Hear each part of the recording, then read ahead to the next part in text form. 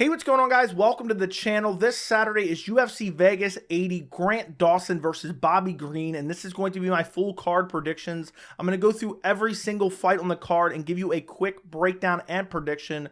Starting off with the first fight of the night, Montana De La Rosa versus JJ Aldrich. Two low-level women's flyweight fighters, both 1 and 2 in their last 3 fights.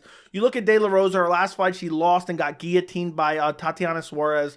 Fight before that, lost to Maycee Barber. Her last win was over 2 years ago against Ariane Lipski. You look at JJ Aldrich, won her last fight against Na Liang. Wasn't looking good for her early. Na Liang kind of gassed out, and also she injured her arm. Eventually gets finished in the second round, I believe it was. Last fight before that, lost to Ariane Lipski. Last fight before that, got submitted by Erin Blanchfield. Not a horrible loss to have. Obviously, Erin Blanchfield's towards the top of the division now. And honestly, when I look at this matchup, I see two very similar fighters. Both have sloppy grappling. Both have sloppy striking. Neither one of them is particularly excellent anywhere. But I think Montana De La Rosa is a little bit better in the clinch, a little bit more powerful, and a little bit more athletic. And if you look at Montana De La Rosa, I know she's not winning a lot of these fights, but she's fighting Tatiana Suarez. She's fighting Maycee Barber, had a competitive fight there. She has a win over Ariane Lipski, even though that's 2 years ago. She has a draw against Mayra Bueno Silva, which has aged quite well. And even her last loss before that, which was almost 3 years ago, it's against Viviane Araujo. So it's against really good talent. Where you look at JJ Aldrich, she's having competitive fights with Na Liang.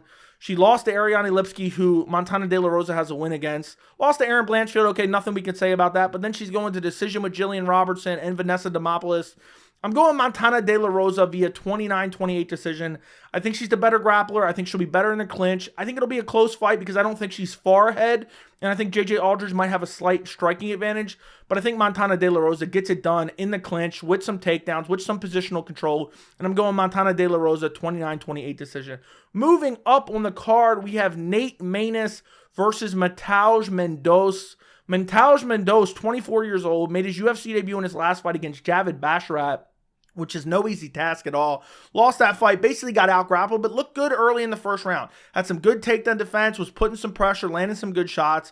Before that, he came off of Dana White's Contender Series. He's not fighting the best competition, but he's fighting a guy who's 21-5, which isn't horrible. I don't know who that guy's fighting particularly because that's in a weird organization where you can't even look up. But then you have Nate Maness, who's 32 years old. He's coming off a loss where he got submitted against Tagir. Fight before that, lost to Umar Nurmagomedov, where he got absolutely dominated. His last win was against Tony Gravely, where he got the KO, but he was saved by the bell because he was almost KO'd at the end of the first round.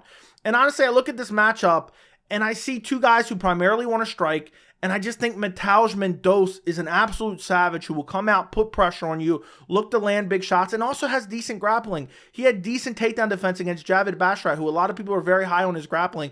It was early, of course, and then he started to gas out, and then that's when he started to get out-grappled. But Maness doesn't even have good grappling. I could see Munoz going out there and out-grappling Maness, but I think in this fight, Munoz will just pressure forward, look for big shots, and we've seen Maness tag time and time again. Even Tony Gravely tagged him. You had Umar Nurmagomedov tagging him and out-grappling him.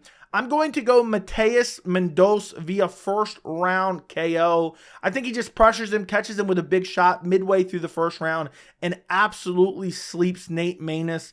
I just don't see how Nate Maness wins this fight. He can't grapple. I think Munoz could even out-grapple him. The only way Maness really wins this is if Munoz gasses himself out in the first round, looking for big power shots, and then eventually loses the second and third round to Maness because he's completely exhausted. That's the only way I see a win for Maness in this fight. I'm going Munoz via first round KO. Moving up on the card, we have Kanako Murata versus Vanessa Demopoulos.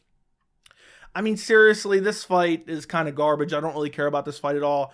Both of them kind of sloppy. Both of them kind of want to, just press forward and impose their will. Murata really more looking for grappling. Vanessa Demopoulos really more looking to strike.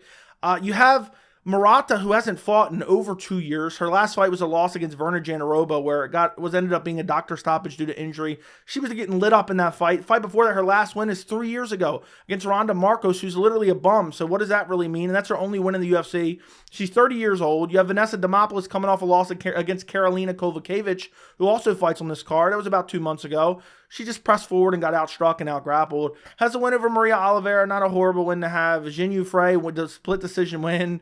I mean, honestly, Vanessa Demopoulos just super low level. But I don't know if I trust Murata coming back off a 2-year layoff and hasn't won a fight in 3 years. But ultimately, I'm going to go Kanako Murata. I'm going to say 29-28 decision. I think she'll be able to outgrapple Vanessa Demopoulos. Vanessa Demopoulos just likes to kind of rush forward, get sloppy, throw wild winging shots, and hope to just impose her will on her opponent. And I think Murata's grappling and striking will be good enough. She'll be able to counter strike. She'll be able to get takedowns as Demopoulos rushes in. And I think she'll win 2 out of the 3 rounds. I could even see a 30-27 for Murata in this fight. As long as she hasn't like completely regressed in her time off, I think Murata gets it done 29-28. Moving up on the card, we have Johnny Munoz Jr. versus Aoriqileng. This is an interesting matchup. I'm looking forward to this. This is kind of striker versus grappler matchup. Johnny Munoz Jr., he wants to grapple. That's all he wants to do, but he has okay striking. He lost his last fight against Daniel Santos via decision, kind of got beat up there, couldn't get the takedown. He got a win before that against a guy whose name I cannot pronounce, his last name I can't pronounce, against Ludovic. Got a decision win there. Has a KO loss to Tony Gravely. And you look at his overall record, hasn't fought the best level of competition. You look at Aoriqileng coming off of that brutal KO loss against Ayman Zahabi, where he just got brutally caught and just slept in the first round. Fight before that beat Jay Perrin. It was a close fight where he was getting out grappled at the end. And honestly, what I see in this fight is a guy who doesn't have very good cardio in Aoriqileng, who's a very good striker but doesn't have the greatest cardio. And once his cardio starts to fade a little bit, he gets taken down. And he likes to press forward. And Johnny Munoz Jr. has very good jiu-jitsu and very good takedowns. And I think he's going to be shooting in on takedowns. And he has good cardio as well. He's not going to fade and quit in a fight. And I just think, you know, in this fight, I think Aoriqileng is the far superior striker, has excellent kicks, but he likes to pressure and he fades. If he doesn't get an early finish, he starts to fade. And I see him fading in this fight. Johnny Munoz Jr. shooting on takedowns nonstop. And I see a fight where you see Aoriqileng kind of winning early, but then you start to see the momentum shift, and it starts to go towards Johnny Munoz Jr.'s way as he constantly makes Aoriqileng defend takedowns. And I think eventually, probably by the end of the first round, Aoriqileng is going to be getting exhausted from stuffing takedowns and maybe getting out grappled and then maybe finding his way back to his feet up against the fence and pummeling in the clinch. I think the second round, Johnny Munoz Jr. is going to start to take over with the grappling. I think he's going to get him down and find a rear naked choke. So I'm going Johnny Munoz Jr. via second round rear naked choke. Moving up on the card, a fight that I'm actually really interested in, Chris Gutierrez versus Montel Jackson. Chris Gutierrez kind of underperformed in his last fight against Pedro Munoz.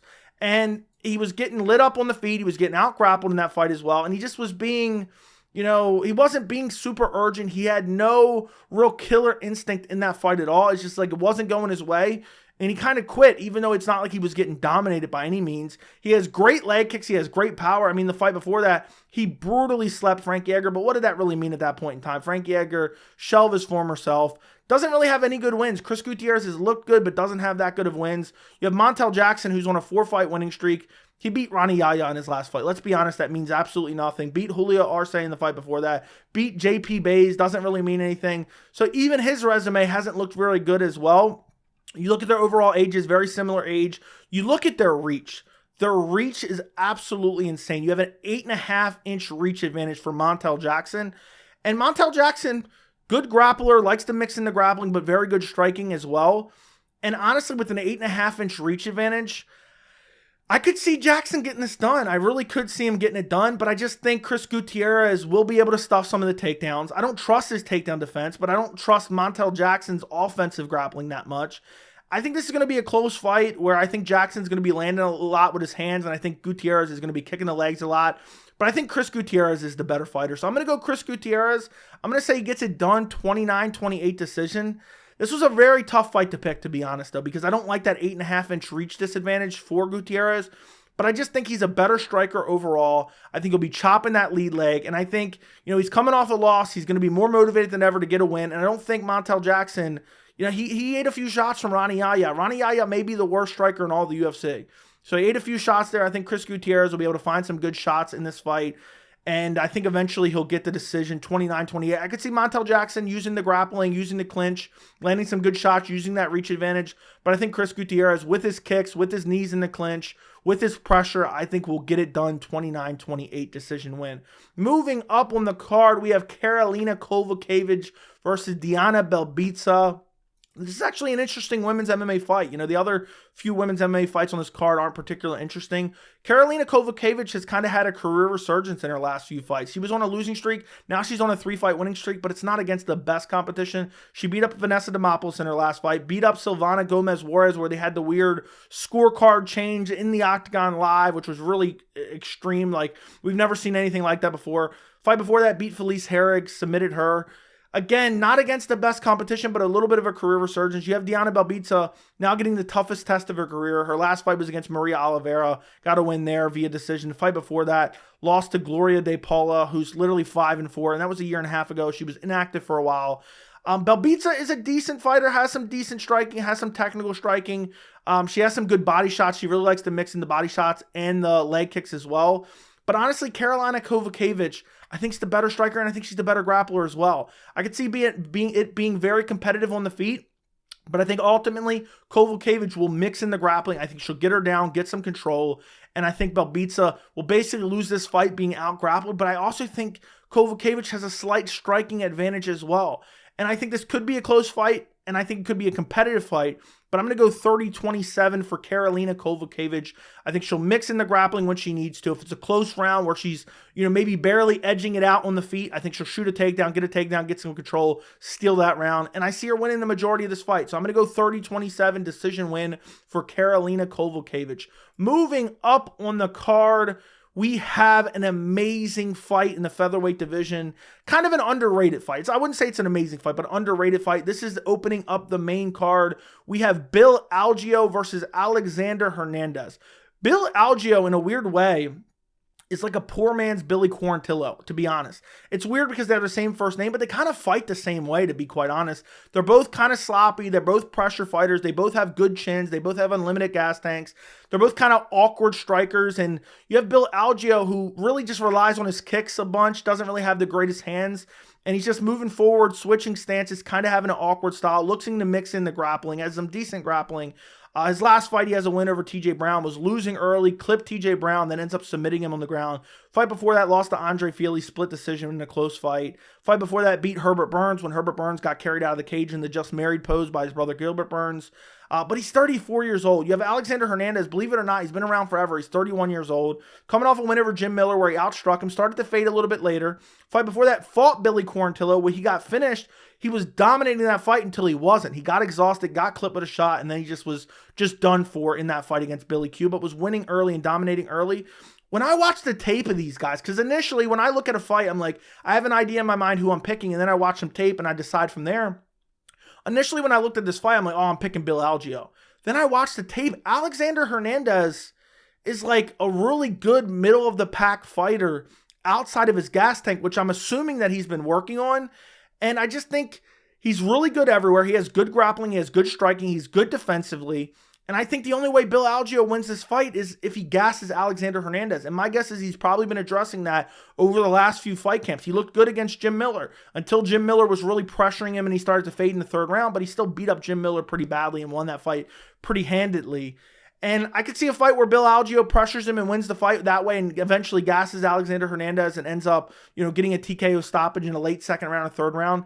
But I'm going to go Alexander Hernandez via decision because Bill Algeo has a very good chin. He's very durable. He has a really good gas tank, so I don't see him getting exhausted. I see Hernandez kind of beating him up pretty good and landing some really good shots and then maybe losing the third round. So I'm going to go Alexander Hernandez 29-28 decision. I just think his striking is far superior. I think he's going to catch him with some big shots. I think he's going to bust him up. Now, I do think Bill Algeo will keep plotting forward and try to wear down Alexander Hernandez, but I think Hernandez is going to try to compose himself, conserve his energy in the early rounds, and not gas out in that mid-second round or late second round and then be basically done in the third round.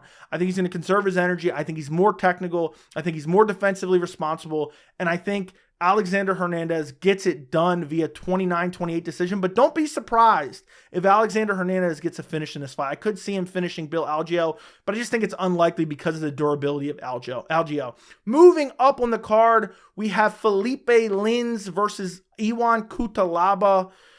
This is a tough fight to pick. This is a very tough fight to pick. You have Lins, who in his last fight beat Maxim Grisham via decision. Wasn't a particularly eventful fight. Basically won with his clinch striking and kind of, just won that fight. It wasn't super eventful. Before that, he finished Ovince St. Preux. Before that, he beat Marcin Prachnio. Before that, he has a loss at heavyweight against Tanner Boser. You have Iwan Cutelaba, who in his last fight KO'd Tanner Boser and then was on a 3-fight losing streak before that, and he got finished in all 3 of those, but he's not losing to the worst level of competition. If you look at Cutelaba's losses over his career, you're talking about Johnny Walker, who's had a career resurgence, Ryan Spann, who's kind of a decent fighter, Magomed Ankalaev, and Kenny Nzechukwu. So not horrible losses to have. You have Lins, who's literally 38 years old, and, he's not beaten even the best competition. Maxim Grisham really needs to retire. Ovince St. Preux needs to retire. Marcin Prachnio probably needs to retire as well. And then he's losing to Tanner Boser, who came down to light heavyweight since then and lost to Iwan Cutelaba. But honestly, this is a tough fight to pick because Cutelaba has horrible fight IQ. Absolutely horrible fight IQ. A lot of these fights he's losing, it's like he's winning earlier. Even in Nzechukwu was looking good, and then it gets finished because he gets too wild. Johnny Walker looking good early, then gets out-grappled. Was out-grappling Johnny Walker, made a mistake, got out-grappled himself, gave up his back, got submitted. Ryan Spann, same thing, was hurting Ryan Spann, going after him, fell, overextending on a shot, and then gets guillotined by Ryan Spann. So they're not the worst losses ever. And honestly, I think this is going to be a wild, crazy fight. I see Lins trying to grapple, trying to mix up the clinch work, trying to take him down, but Cutelaba has good wrestling as well. I'm going to go Iwan Cutelaba first round KO. Not super confident in it because I feel like Lins is getting better with his striking, but ultimately I think Cutelaba, he has to realize, okay, I got to get it together here. And he's only 29 years old. That absolutely shocked me. I thought Cutelaba would be in his mid-30s, but I think he's going to fight a little bit better, a little bit smarter, a little bit more fight IQ. But he's going to go out there, look for his big shots, look to defend takedowns, and I think he's a better striker than Philipe Lins, and I think he'll be able to find that kill shot in the first round. He'll hurt him badly and then finish him with ground and pound. So I'm going Iwan Cutelaba first round KO. Moving up on the card, we have Drew Dober versus Ricky Glenn. I think this is a pretty straightforward pick. I really do. I'm going Drew Dober second round TKO. Dober has very good striking. He has good power. He has a decent chin. I know he got finished recently by Matt Frevola, but before that, finished Bobby Green, who's a notoriously durable guy who's fighting in the main event on this card. Fight before that, got a finish over Rafael Alves, was just ripping him to the body. Fight before that, finished Terrence McKinney, took a lot of damage in that fight as well. I do worry about the amount of damage Drew Dober has taken over his career, but I don't think Ricky Glenn's the guy to get it done. To be honest, Ricky Glenn wants to grapple, doesn't have the greatest striking, just really kind of mixes in a lot of kicks and then looks for takedowns, looks to use his jiu-jitsu to win fights. You look at his last fight, lost to Christos Giagos, got KO'd in that fight. Fight before that was 2 years ago against Grant Dawson, which he had a draw in, but honestly he might have won that fight because I went back and watched that fight for my preparation for making my predictions for this card, and it looked like at the end of the third round, Grant Dawson might have actually been out. He had him in a choke. He won the third round. Ricky Glenn won the third round. 10-8. That's how it ended up being a draw. Had a choke in right as the bell came to, and it looked like Grant Dawson might have went out. He gave a thumbs up like 5 seconds before the end of the round, and then it looked like he was out when he actually released the choke. But nonetheless, we're getting into semantics there. Had a competitive fight against Grant Dawson, but the inactivity, you're looking, he's fought basically once a year over the last 5 years. He's 34 years old. I know Drew Dober's 34 years old as well, but he's a much younger 34-year-old because at least he's stayed active. And I know you could say, oh, well, he has a lot of miles on him. He's taking a lot of damage. I think he's far better than Ricky Glenn. And I think in this fight, you'll see Ricky Glenn looking to find takedowns, look to grapple. I think Drew Dober is far better on the feet. And I think in the second round, after Drew Dober starts to kind of find his timing a little bit, I think he'll clip Ricky Glenn and finish him, drop him badly, finish him with ground and pound in the second round. You look at their overall heights and reach, basically the same. You have 2-inch height advantage for Ricky Glenn, but he's not going to use it. He's not really a striker. He's just going to be looking to use kicks to set up the takedowns. And I just think Drew Dober, far too experienced, has fought better competition. You look at his recent losses, they're not even horrible losses. Brad Riddell and Matt Frevola, who's surging in the lightweight division.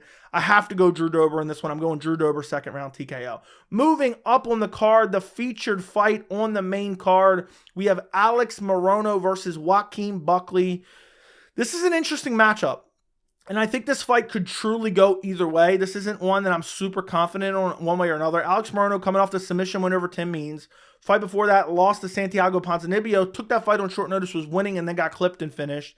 Before that, has a win over Matthew Semmelsberger. Before that, a win over Mickey Gall. So Morono is a kind of a guy who's looked decent, but again, hasn't fought the best competition. Joaquin Buckley coming off a KO win over Andre Fialho, which honestly hasn't aged that well and wasn't that good at the time because Fialho was just getting KO'd left and right. Before that, got KO'd by Chris Curtis. Before that, lost a decision win to Nasruddin Imavov. So at least they're not horrible losses, Chris Curtis and Nasruddin, so they're not horrible losses. Moved down a weight class to welterweight, fought Andre Fialho. This is a fight where both guys are volume strikers. Neither guy has like crazy power. But Buckley really, he has a lot of KOs on his overall pro MMA resume, 12 of 16 by KO or TKO. Morono has decent footwork, decent striking overall, has decent grappling and submission ability as well. Both guys I would consider volume strikers, but I think Buckley has a little bit more power and also the pressure and the amount of volume that Buckley throws, and he's ripping to the body, he's ripping upstairs. I think Buckley's a little bit better on the feet, and I think that's where this fight is going to take place. I'm going Joaquin Buckley second round TKO. I just think Morono doesn't have that power that Buckley's going to respect. Buckley will eat one to land one.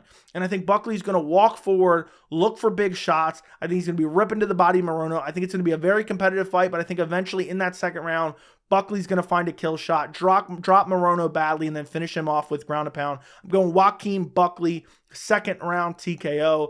Moving up on the card, we have Joe Pyfer versus Abdul Razak Alhassan. I'm looking forward to this co-main event.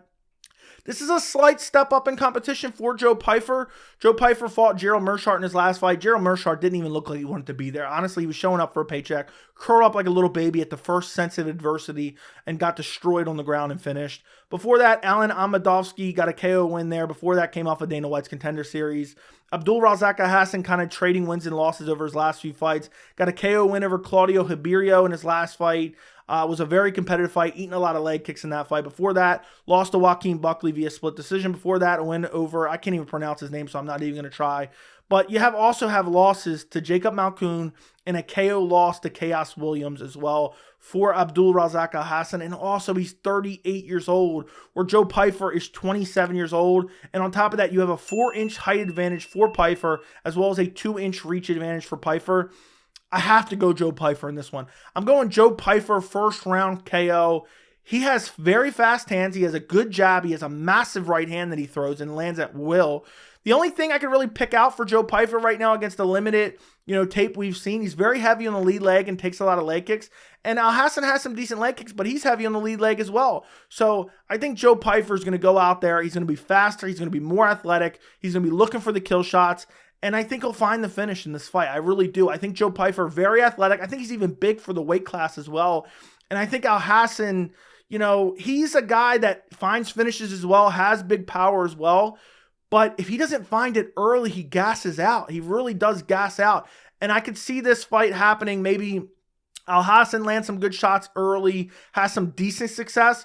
But I see as the first round goes on, I think Alhassan will start to wear down a little bit. And I think Joe Pyfer's already going to have the speed advantage, already going to have the striking advantage, and already have the size advantage as well.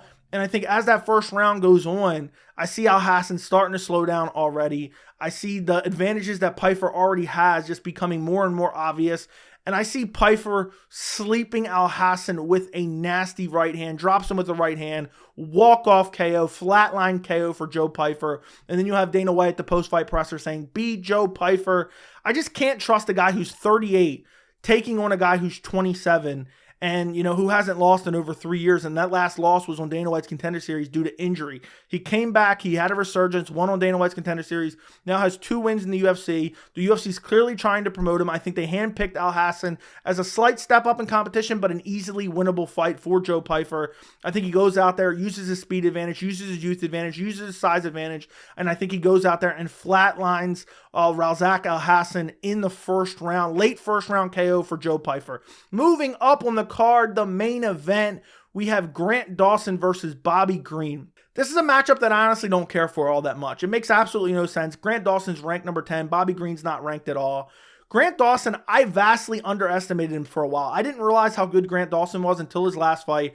His last fight was a little over 2 months ago against Demir Ismagulov. Absolutely dominated him on the ground. Got his back, just controlled him for basically the majority of the fight, for the entirety of the fight. Fight before that got a win over Mark Madsen, Olympic wrestler. Went out there, out-wrestled Mark Madsen. Fight before that has a submission win over Jarrett Gordon, which, okay, isn't that good. Proves you can beat Paddy Pimblett, I guess. But Grant Dawson is an elite level grappler. And I think he's an elite level lightweight fighter as well. I could see him be in trouble for a lot of guys at lightweight. Meanwhile, you have Bobby Green, who's been around forever, kind of been trading wins and losses forever, never been the elite of the elite by any means. He's 37 years old. You know, you look at his last fight, he has a win over Tony Ferguson. The first round was very competitive. Tony Ferguson was arguably winning the first round. The fight was competitive against Tony Ferguson. At some points, Tony Ferguson pushed Bobby Green up against the fence and even had like one hook in against the fence. If you give up those types of positions against Grant Dawson, it's over. You know, you look at the fight before that, no contest against Jarrett Gordon because he headbutted him and then KO'd him. Fight before that, lost to Drew Dober, got KO'd by Drew Dober. Fight before that, got taken down and absolutely demolished by Islam Makhachev. Fight before that, win over Nasrat Haqparast. Bobby Green's a very good striker, has super fast hands, has good head movement. Also, he has decent wrestling and takedown defense because he carries his arms and hands so low. The way he strikes, he's just in a natural position to defend the takedowns. But Grant Dawson, it doesn't matter. He will go out there and body you. The second he gets a hold of you, he will body you to the ground. We've seen it time and time again where Demir Ismagulov has excellent scrambles. He showed excellent scrambles against Arman Tsarukyan. Grant Dawson did better in the grappling against Demir than Arman Tsarukyan did. So Grant Dawson, honestly, I've heard people make comparison. He's the American Islam Makhachev in a way. And I know that's a bit of an exaggeration, but Grant Dawson likes to get you down. He likes to get to that back position, looks to get to that body triangle, and then he just dominates you from there. And we've seen that happen to Bobby Green against Islam Makhachev. Bobby Green got taken down by Islam Makhachev in the first round, immediately gave up his back. Islam Makhachev smashes him out, flattens him out, and smashes him out in the first round. And I think we'll see a similar fight play out in this fight against Grant Dawson. I don't think Grant Dawson is as good as Islam Makhachev, but I think his grappling's right up there. I think it's so, so good. We don't know how good it is just yet, but I think it's very, very good. I think it's an elite level grappling. But I think he goes out there and he dominates Bobby Green. I don't think Bobby Green can find a KO shot. It's not like Bobby Green's this crazy KO artist. He has some KOs, don't get me wrong, but he's more of like a volume guy and a speed guy. And I think Grant Dawson will be able to land some strikes because of the threat of the takedown, just like we saw Islam Makhachev do. I think Bobby Green's going to be terrified of the takedown. He's not going to be able to get off with his hands to find good shots to beat up Grant Dawson. And I think Grant Dawson will essentially push him against the fence. Bobby Green will try to escape, probably give up his back, end up in a back mount position kind of up against the fence. And I think Grant Dawson's just going to body him to the ground, control him, eventually get a body triangle on the ground, and then just smash him out on the ground. But I don't think he's going to finish him via TKO. I think Grant Dawson is going to snatch up the neck. I think he's going to snatch up the neck. I'm going to say late first round rear naked choke win for Grant Dawson. You look at Grant Dawson's pro MMA career, 17 of his 20 wins have come via finish. 13 of those wins are via submission. So I don't think Bobby Green is that good on the ground. I think he has some okay wrestling. I know he submitted Tony Ferguson, but that's the dead corpse of Tony Ferguson. And I think also you're going to have a Grant Dawson who's going to be jealous that Bobby Green got to beat up the dead carcass of Tony Ferguson, because Grant Dawson's been fiending for that matchup. He's been begging for that matchup against the dead body of Tony Ferguson. So you're going to see Grant Dawson come in with a chip on his shoulder, like, how dare you get the Tony Ferguson fight before me? He's going to come out. He's going to easily take down Bobby Green. He's going to push him up against the fence, get a takedown. Bobby Green's going to be defending well, but Grant Dawson he nonstop advances his position. And the second he gets you in a bad position, boom, he's attacking the legs as well as he's attacking the arms. So the second you get in a bad position, kind of on the ground, looking for a scramble, you have Dawson locking up the legs with like a body triangle in the legs. You have him attacking wrist control, and he just makes it impossible to get him off of you. And I think he'll find a takedown early. He'll advance his position. He'll make sure not to give up the control. And then eventually he'll get the back mount, get the body triangle, probably flatten out Bobby Green, beat him up a bit on the ground, then Bobby Green will maybe try to roll to get out of it, and I see Grant Dawson getting a late or first round rear naked choke. I have to go Grant Dawson. I don't know how you pick Bobby Green in this fight. I don't see Bobby Green winning unless Grant Dawson grapples him for 3 rounds and then gets exhausted for the last 2 rounds, because this is a 5-round main event. I think Grant Dawson gets it done. First round rear naked choke. Let me know what you guys think down in the comments. Don't forget to like the video. Don't forget to subscribe to the channel. And thank you so much for watching.